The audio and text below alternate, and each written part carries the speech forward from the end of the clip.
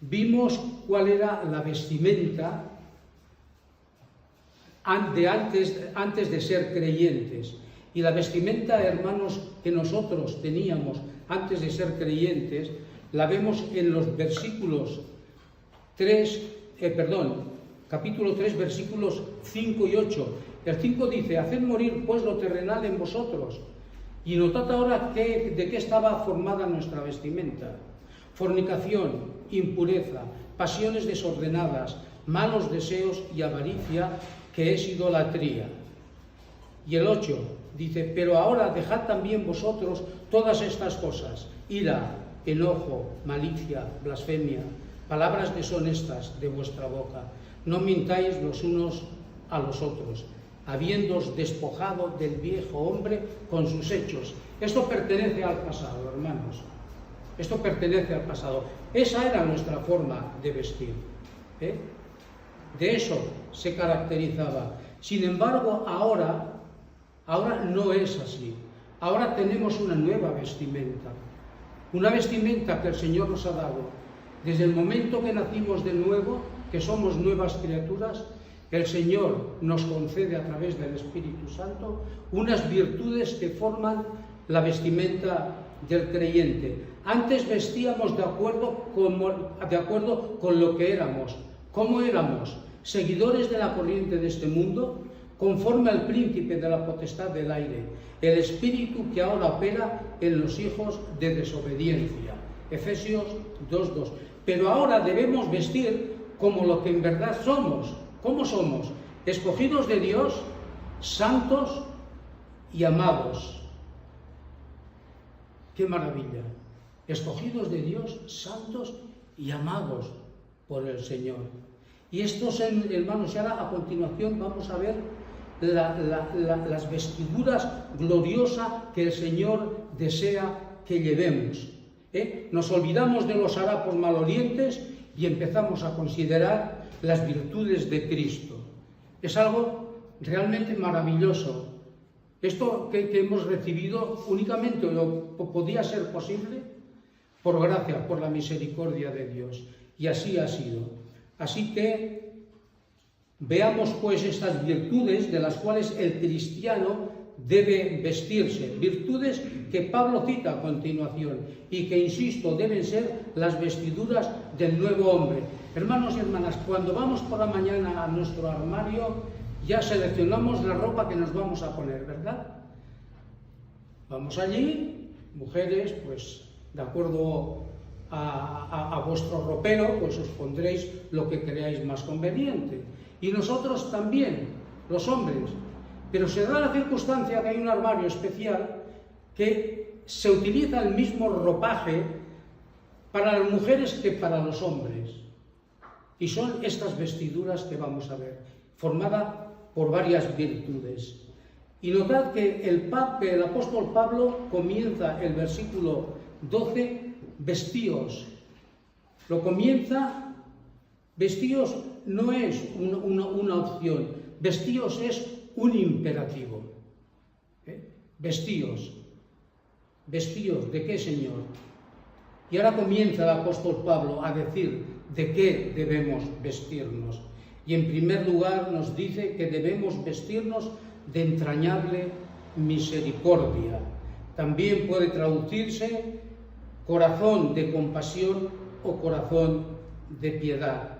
Cuando hablamos de un corazón de compasión, se refiere a un corazón lleno de misericordia hacia los demás, pero de una manera muy especial hacia aquellos que sufren o están necesitados. Enseguida yo creo que nos viene a la mente, ¿verdad?, la iglesia perseguida. La iglesia perseguida, ¿por qué? Porque sufren y porque tienen necesidad. Y hermanos, ante una realidad como es esta, no podemos cerrar nuestros corazones. Es imposible. ¿Por qué? Porque el amor de Dios ha sido derramado en nuestros corazones.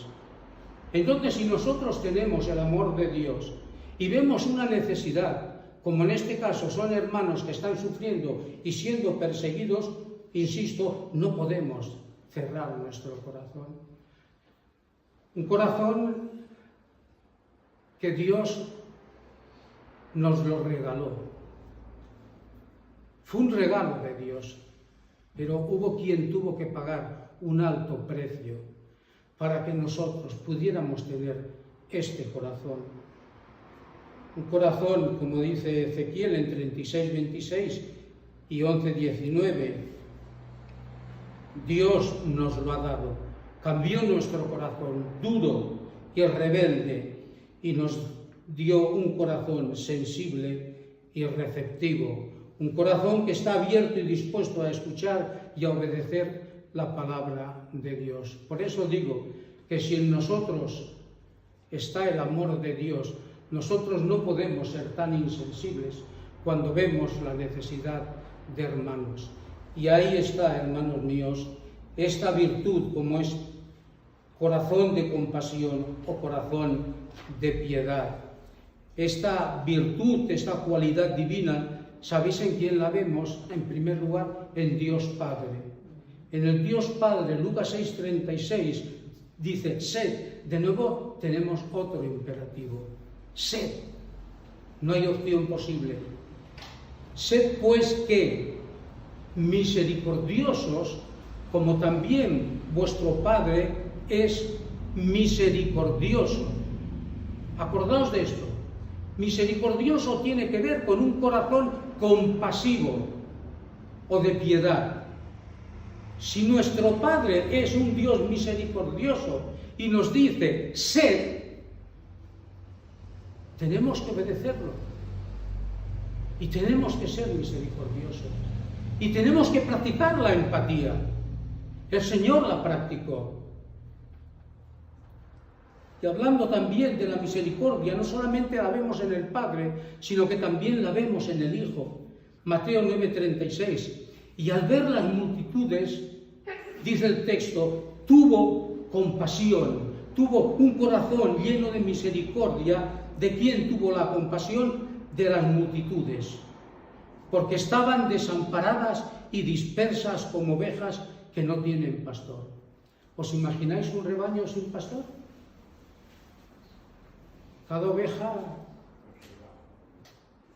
así las veía el Señor Jesucristo, que no sabían dónde iban, que tenían necesidad de ser alimentados. Así que vemos que el Padre tenía un corazón lleno de misericordia y el Hijo, asimismo, también lo tenía. Hay otra ocasión también cuando el Señor Jesucristo se dirige a la ciudad de Naín, vio a una viuda, la viuda de Naín. Naín no era su esposo, Naín era la ciudad. Entonces vio que se dirigían a enterrar al único hijo que tenían. Viuda, no tenía marido, y el hijo que iban a enterrar era su único hijo. ¿Qué hizo el Señor Jesucristo al verla? Dice que se compadeció de ella. Sintió dolor, el dolor de aquella mujer, lo estaba sintiendo el propio Señor Jesucristo. Y dice que se compadeció de ella. Se acercó y resucitó al joven. Hermanos, Cristo se compadece de la gente. Nosotros tenemos también que compadecernos. No podemos vivir alegremente únicamente basándonos en una profesión de fe.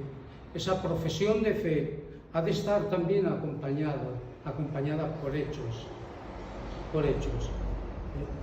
Así que somos llamados a mostrar compasión a quienes lo necesiten, así como Cristo ha tenido compasión de nosotros. Si cerramos nuestro corazón, hermanos, a las necesidades de los demás, no os quepa la duda que estamos pecando.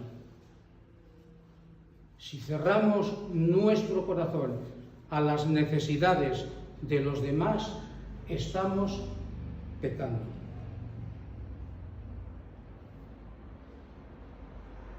Primera de Juan 3:17 dice: pero el que tiene bienes de este mundo y ve a su hermano tener necesidad y cierra contra él su corazón, ¿cómo ha de morar el amor de Dios en él? Es incompatible, totalmente. El que tiene bienes de este mundo, el creyente que tenga bienes de este mundo, y ve a su hermano, está hablando en un contexto precisamente de creyentes, de hermanos, y ve a su hermano tener necesidad y cierra contra él su corazón, ¿cómo ha de morar el amor de Dios en él? Está hablando de compasión, y esa compasión se tiene que poner, hermanos, al servicio de los demás. Esta es la primera virtud de la vestimenta que nos vestimos cada día nosotros. Es una vestimenta que no pasa de moda. No pasa de moda. La segunda nos dice la palabra, nos habla de benignidad. Esta palabra también significa bondad. La benignidad es una virtud fundamental, esencial, que implica un corazón amable, compasivo y dispuesto a hacer el bien a los demás. Interesante, porque la bondad es justamente lo opuesto a la malicia o maldad. ¿Por qué digo esto? Porque la malicia o maldad se menciona en el versículo 8, que formaba parte de nuestra vestimenta cuando no éramos creyentes. Ahora digo también vosotros estas cosas, ira, enojo, malicia, y sin embargo la bondad, como digo, es justamente lo opuesto. Aquí vemos que en la nueva vestimenta tenemos como virtud la bondad, mientras que en la antigua vestimenta estaba también formada por la malicia o maldad. La bondad es una virtud, como sabemos, del fruto del Espíritu Santo. La persona benigna, ¿qué hace? Se preocupa del bienestar del prójimo como por el suyo propio. ¿Sabéis una cosa? Que Dios bendijo a las personas ingratas y malvadas. Dios los bendijo. Dice: amad pues a vuestros enemigos, y haced bien y prestad, no esperando de ello nada, y será vuestro galardón grande, y seréis hijos del Altísimo, porque Él es benigno para con los ingratos y malos. Dios es benigno para con los ingratos y malos. Creo que había dicho que Dios bendecía. Bueno, no, lo que me refería es esto, que Dios muestra su bondad así, para ingratos y malos. Y fue precisamente la benignidad, la bondad de Dios, los que nos llevó a nosotros al arrepentimiento. Pablo le dijo a la iglesia de Roma: ¿o menospreciáis las riquezas de su benignidad, paciencia y longanimidad, ignorando que su benignidad te guía al arrepentimiento? Es decir, que la bondad, la benignidad de Dios, el propósito es precisamente guiar al pecador al arrepentimiento. Guiar al pecador al arrepentimiento. Así que, hermanos, nosotros debemos mostrar bondad hacia los incrédulos, sí, pero cuánto más debemos manifestarla, ¿verdad? Mostrarla a nuestros hermanos en Cristo. Hay un ejemplo realmente, que es sumamente interesante que lo tengamos presente, y me estoy refiriéndose a la parábola del buen samaritano. Si queréis podemos abrir la Biblia en Lucas capítulo 10. Lucas capítulo 10. Y es una parábola en la que vemos realmente el significado, hermanos, de la bondad. Capítulo 10 y versículos 25,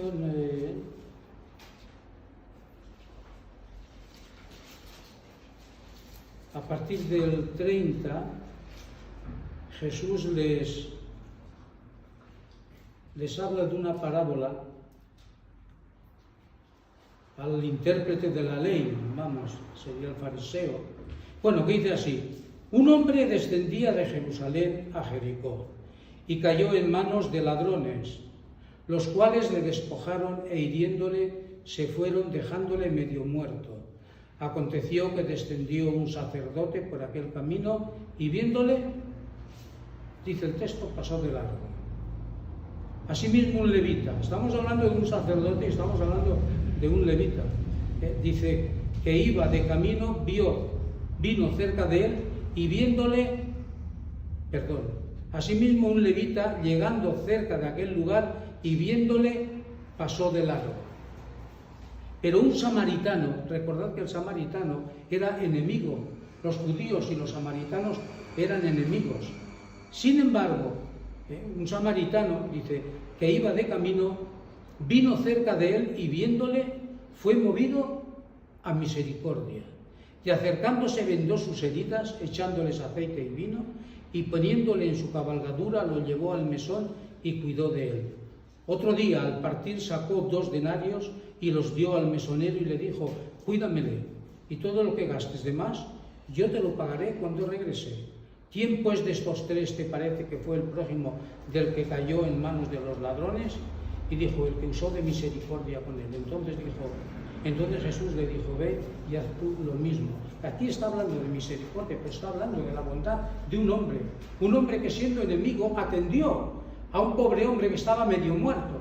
Sin embargo, un levita y un sacerdote pasaron de largo.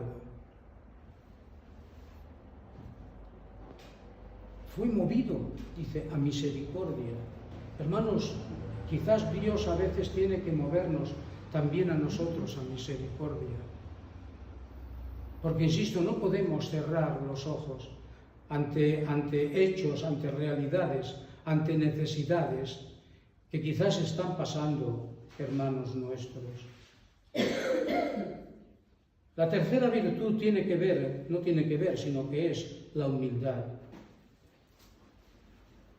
La humildad, según el diccionario bíblico Vila Squine, dice: la persona humilde reconoce su dependencia de Dios, no busca el dominio sobre sus semejantes, sino que aprende a darles valor por encima de sí mismo. Y como alguien ha dicho, la humildad es el antídoto contra el orgullo y la autosuficiencia. Antídoto, medicamento contra un veneno, es el antídoto. Aquí el antídoto, ¿cuál es? La humildad. ¿Y cuál sería el veneno? El orgullo. El orgullo.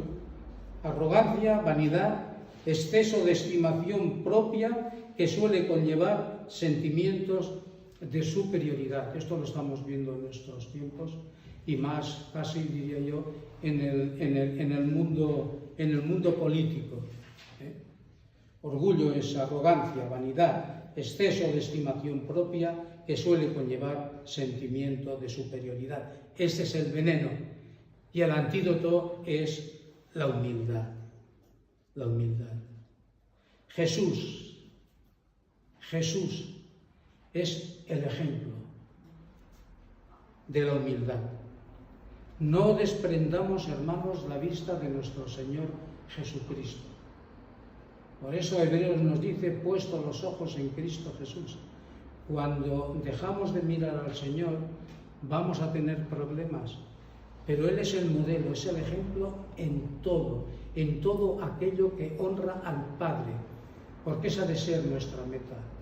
Dar honra y gloria a Dios, a nuestro Padre celestial. Llevad mi yugo, dice el Señor, sobre vosotros y aprended de mí. Señor, ¿qué tenemos que aprender de ti? Que soy manso y humilde de corazón. Aquí lo tenemos. Pidámosle cada día al Señor que Jesucristo sea nuestro modelo en la jornada que iniciamos. Modelo en qué? En todo. En todo. En humildad, en bondad, en compasión. Tenemos que hacerlo, porque estamos viviendo en medio de una sociedad que nos está, cada vez están intentando más y más colocarnos el molde de este mundo. Y lo que tenemos que hacer es eso, evitar que nos moldeen de acuerdo a lo que vemos en esta sociedad. Nosotros estamos, pero no somos. Estamos en este mundo, pero no somos de este mundo. Y la humildad de Cristo la vemos también, como no, en su vida terrenal. ¿Cómo la vemos? La vemos porque se sometió a la voluntad del Padre, sirvió a los demás en lugar de ser servido y aceptó el sufrimiento y la muerte de cruz sin emitir la mínima queja. Y la humildad de la que Pablo habla a los colosenses es también la que tiene origen en un corazón rendido, en un corazón sumiso. ¿A quién? A la voluntad de Cristo. Cristo estaba sumiso a la voluntad del Padre, nosotros tenemos que estar sumisos a la voluntad de Cristo, porque los mansos y humildes, según la palabra de Dios, son aquellos cuyas vidas están controladas por Dios. Aprended de mí, no de mí. Oye, yo a veces pienso, oye, Pablo, qué atrevido, ¿no? Porque dijo, sed imitadores de mí. Pero dice, como yo soy de Cristo. Bueno, pues el Señor dice, aprended de mí. Él puede decirlo. Y tenemos que ser eso, imitadores del Señor Jesucristo, como lo fue Pablo. Sed imitadores de mí, así como de Cristo. Pero fijaos lo que dice Efesios 5:1, que dice, otra vez otro imperativo, el mismo, sed. ¿Sed qué, Señor? Pues imitadores de Dios como hijos amados. Le dijo Pablo a los efesios y nos lo dice a nosotros. ¿Qué tenemos que ser? Imitadores de Dios como hijos amados. Ahora, ¿qué implica ser imitador de Jesús?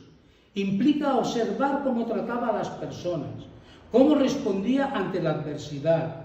Tenía que ver su compasión, su compasión hacia quienes sufrían y su integridad inquebrantable. Jesucristo, hermanos, no solo predicó el amor, sino que lo vivió en cada palabra y acción. ¿Y qué mostró? Paciencia, humildad y entrega incluso en los momentos más difíciles. Casi nada. Ahí está el listón. ¿Muy alto? No. Si no, Dios no nos diría que lo hiciéramos, que seamos imitadores precisamente de Él.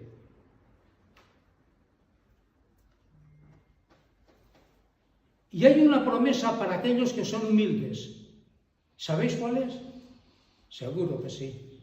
Primera de Pedro 5:5. Igualmente, jóvenes, estad sujetos a los ancianos y todos sumisos unos a otros, revestíos de humildad, porque, cuidado, aquellos que no manifiestan la humildad, dice que Dios se resiste, se opone a los soberbios, pero da gracia, muestra favor y benevolencia ¿a quién? A aquellos que son humildes. Esta es la promesa. ¡Qué maravilla! Dios da gracia a los humildes, es decir, muestra favor y benevolencia a aquellos que realmente son humildes.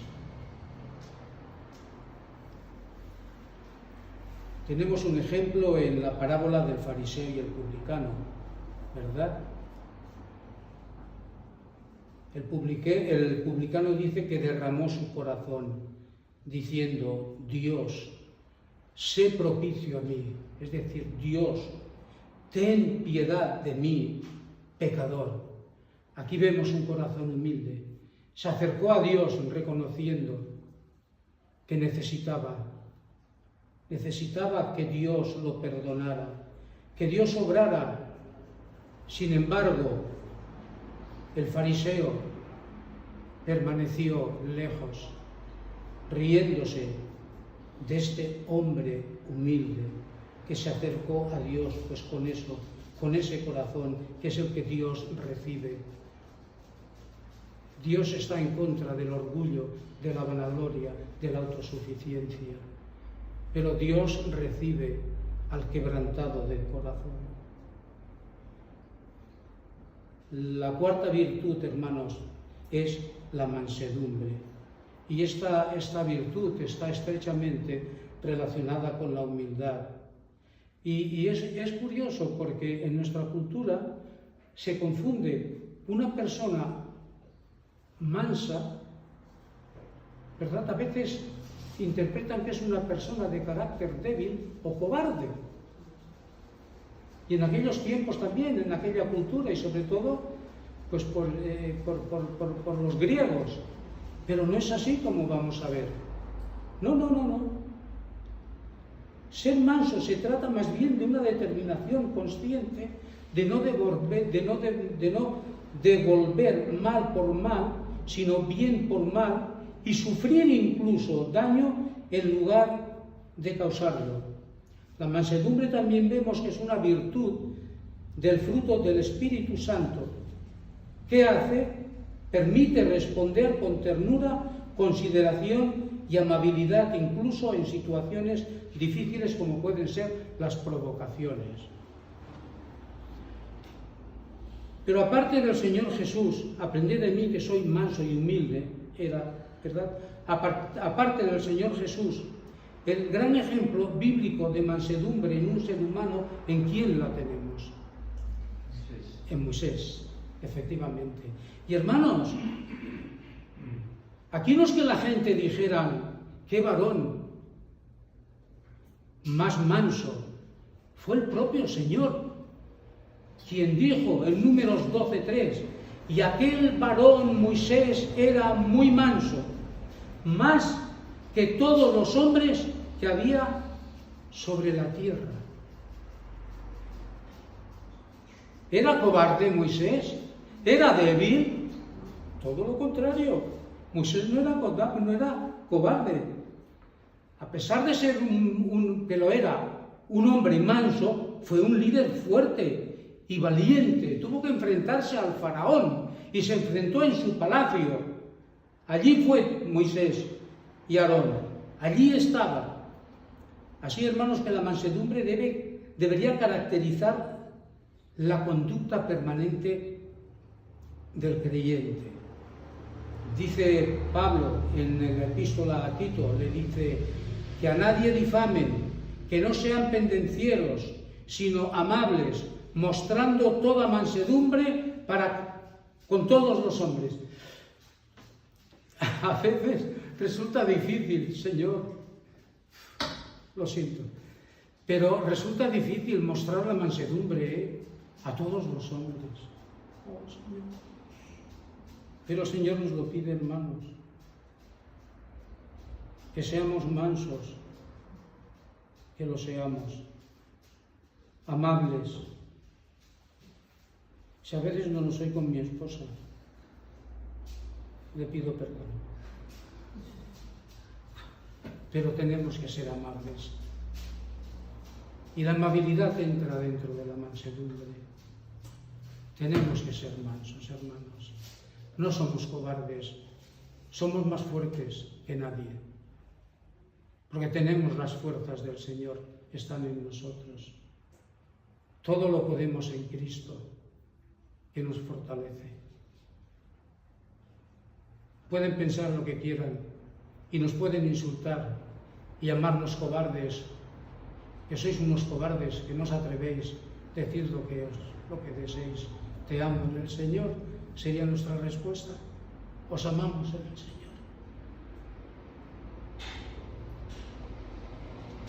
Gracias a Dios por estas virtudes.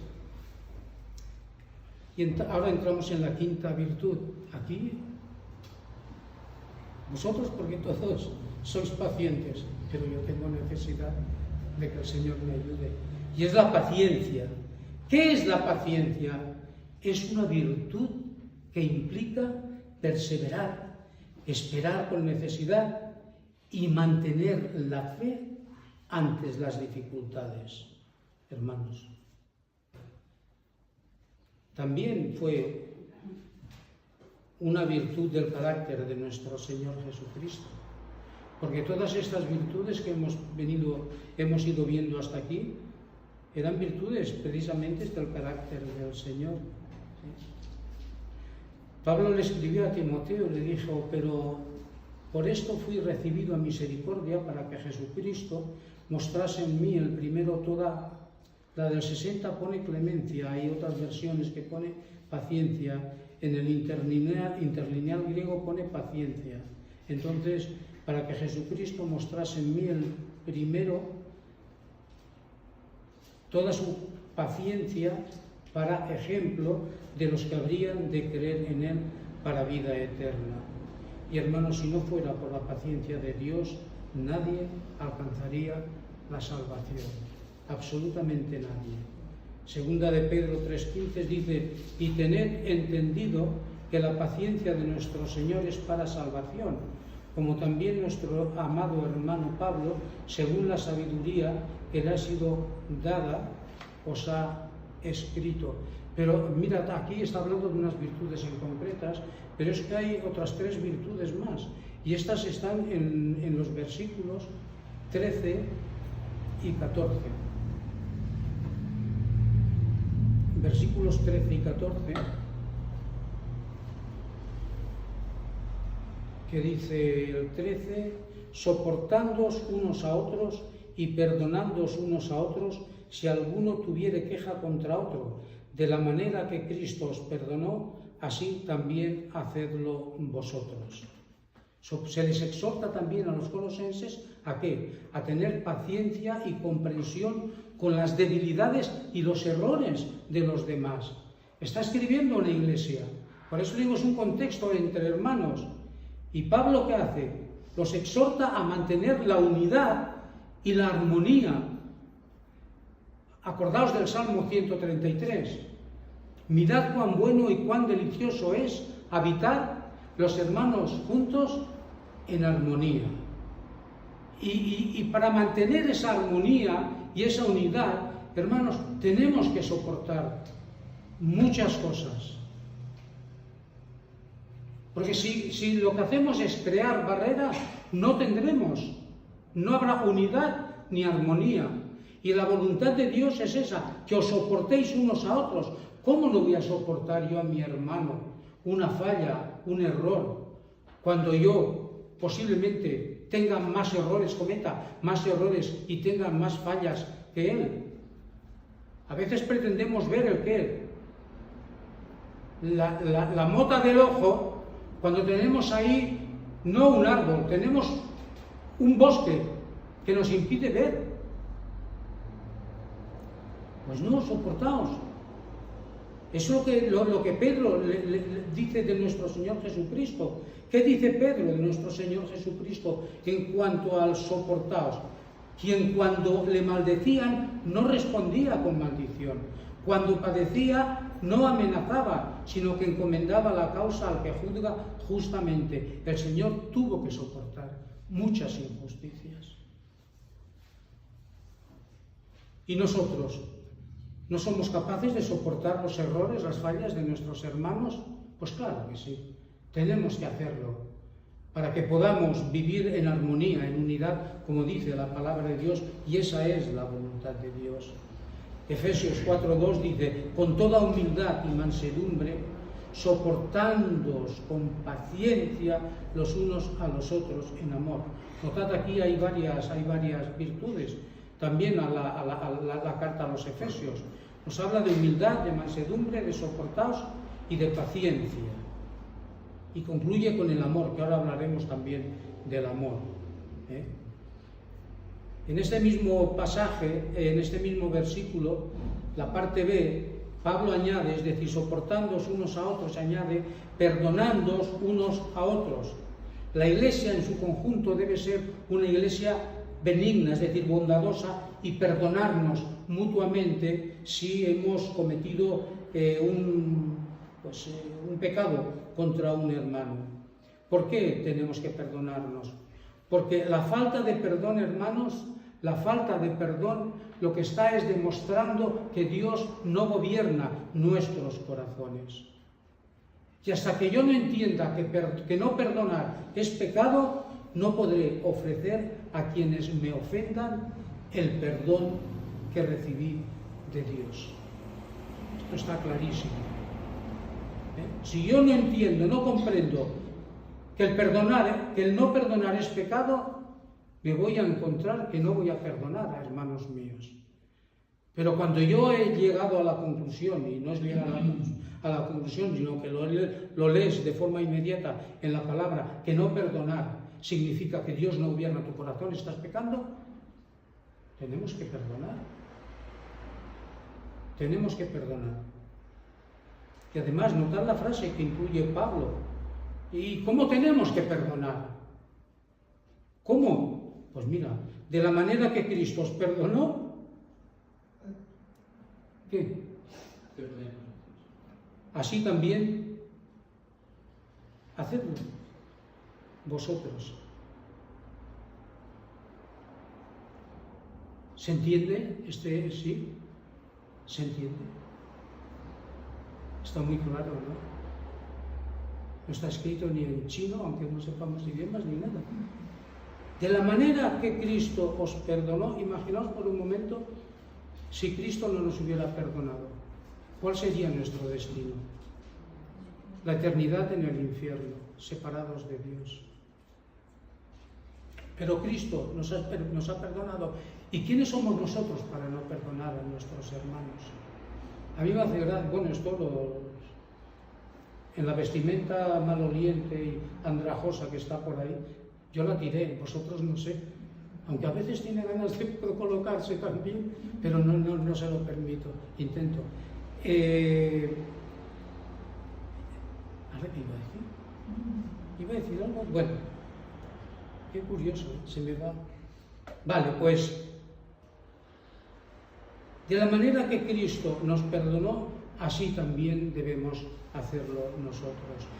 Por eso digo una vez más que el Señor Jesucristo ha de ser nuestro modelo, nuestro ejemplo, en quien poner nuestros ojos, a quien imitar, y cuando nos diga, vestíos, tenemos que vestirnos, no con el rojape, con la ropa, con las prendas que a nosotros nos gustaría, sino con las que el Señor ya tiene preparadas, como vemos en su palabra. Es la vestimenta más hermosa, más maravillosa, es única, no se puede comprar. Solamente tienes que ir al llamado de Dios en arrepentimiento y fe puesta en Cristo, para recibir esta maravillosa vestimenta. Es increíble, es increíble.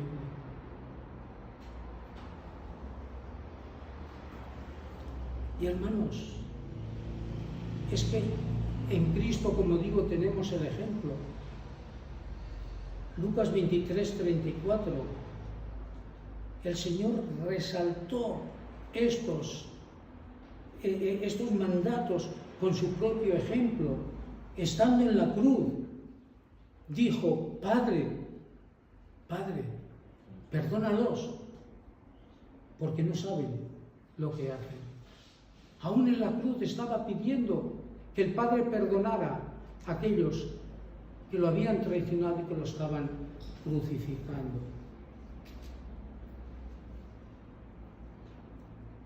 Dice Mateo 18, 21, 35, antes, sed benignos unos con otros, misericordiosos, perdonándoos unos a otros, como Dios también os perdonó a vosotros en Cristo Jesús.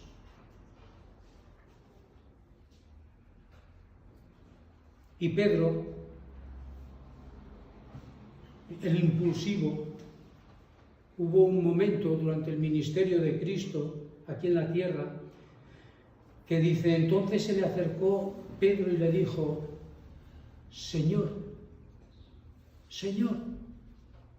¿cuántas veces perdonaré a mi hermano que peque contra mí? ¿Hasta 7? ¿Hasta 7 veces? No te digo hasta 7, sino aún hasta 70 veces 7. La frase no se refiere a un número específico de veces, sino a un perdón ilimitado. A veces decimos, es que siempre este hermano, esta hermana, peca contra mí, siempre con el mismo pecado. Perdónala, perdónalo. ¿Por qué? ¿No pecamos nosotros con los mismos pecados contra Dios? ¿Y qué hace Dios? Coge nuestros pecados y los arroja a lo más profundo del mar. Y volveremos a caer en el mismo pecado. ¿Y qué hace Dios? Oye, que son ya muchas veces.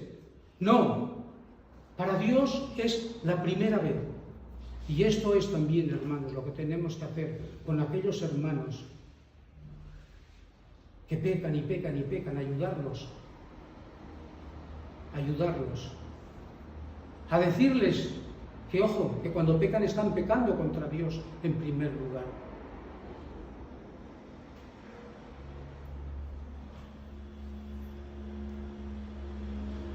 La enseñanza de Jesús, hermanos, sobre el perdón se basa en la misericordia y el perdón que Dios ofrece, y manda a los creyentes a imitar esa virtud. Y por fin, y sobre todas estas cosas, ¿qué cosas? Sobre todas estas virtudes que hemos visto, que forman nuestra vestimenta. Bueno, en definitiva, fijaos que hemos hablado de 4 o 5 virtudes. Estas son representativas de otras virtudes, porque hay muchas virtudes. Pero bueno, sobre todas estas cosas, sobre todas estas virtudes, sobre esta vestimenta, dice, vestíos de amor, que es el vínculo perfecto.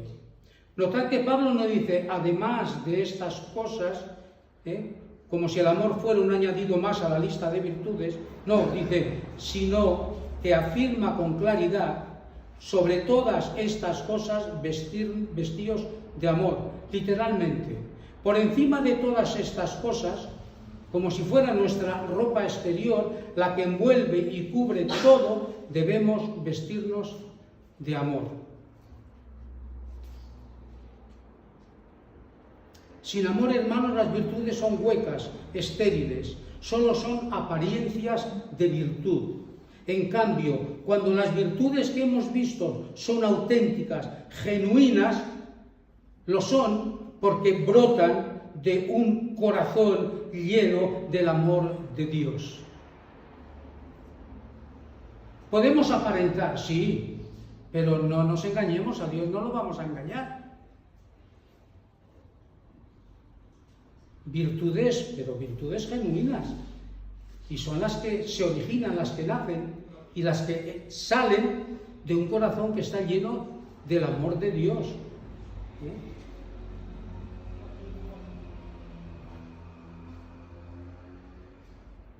La supremacía del amor es sobre todas estas cosas, como dice. Ahora, fijaos también que en la primera epístola de Pablo, mirad si es importante lo del amor. Podemos tener todos los dones, todos los dones, pero si no tenemos amor, como si no tuviéramos nada. Fijaos lo que dice Pablo en el 13:13, que lo sabemos. Y ahora, dice, permanecen la fe, la esperanza y el amor, estos 3. Pero ¿cuál es el mayor de ellos? El amor.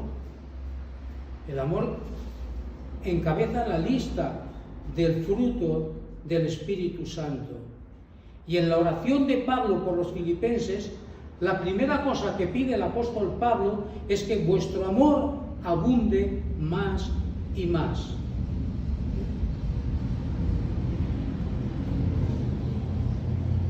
Hermanos, nosotros, los creyentes, nunca disfrutaremos de la comunión fraternal mediante la misericordia, la benignidad, la humildad, la mansedumbre y la paciencia, así como perdonarnos ni soportarnos mutuamente, a menos que nos amemos unos a otros.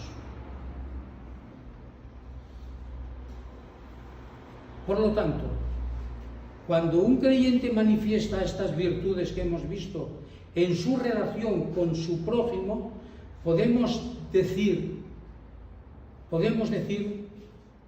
que se ha vestido del Señor Jesucristo. No mezclemos la antigua vestimenta con la nueva. Porque podemos a veces conformarnos. El fruto del Espíritu Santo. Bueno, yo fallo aquí, pero aquí, gracias a Dios, estoy bien. Pero si queremos tener la llenura, la plenitud del Espíritu Santo, tenemos que cumplir con todo lo que hemos visto y que nos dice la palabra de Dios. Así que cuando nos vestimos del Señor Jesucristo, ¿qué estamos haciendo? Reflejando su gloria y abandonando las obras de la oscuridad para vivir en luz y santidad. Ya sabéis, nada de ir al Hipercor, ni al Corte Inglés, a buscar ropa nueva. La ropa ya la tenemos, no pasa de moda. Es una vestimenta increíblemente, maravillosa. Esa es la que debemos ponernos cada día. Y entonces el mundo verá que nos amamos unos a otros. Y esto les hará recapacitar, seguro. No pensemos que nosotros convertimos. No, nuestra misión es sembrar. Quien convierte es el Señor. Que el Señor nos ayude en este peregrinaje, que cada vez cuesta más, ¿verdad? Pero tenemos que proseguir hacia la meta, una meta gloriosa, como os he hablado esta mañana ya, y nuestra hermana ha leído en Isaías. Llegará el día en que podremos estar con el Señor por toda la eternidad. Que el Señor os bendiga.